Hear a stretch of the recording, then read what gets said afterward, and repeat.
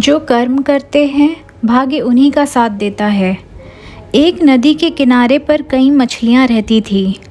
इन मछलियों में 3 मछलियों का भी एक समूह था, लेकिन तीनों मछलियों के स्वभाव में बहुत अंतर था।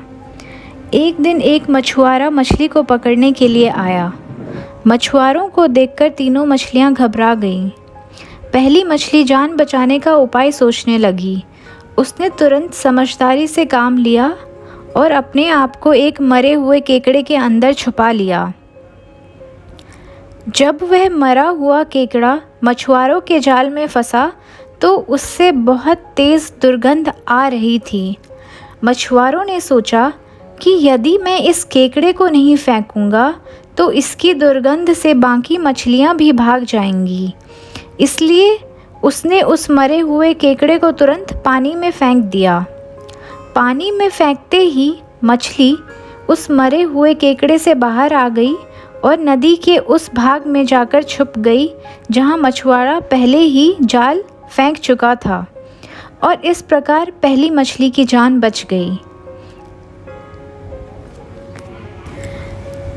दूसरी मछली ने सोचा, जब मछुआरे जाल फेंकेंगे तब बचने का प्रयास करेगी, लेकिन तब तक बहुत देर हो चुकी थी।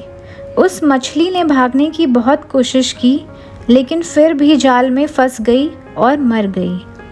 तीसरी मछली, जो हमेशा भाग्य के सहारे रहती थी, उसने सोचा था कि यदि मौत निश्चित है तो कोई भी बचा नहीं सकता।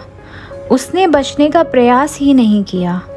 वह भी जाल में फंसकर मर गई।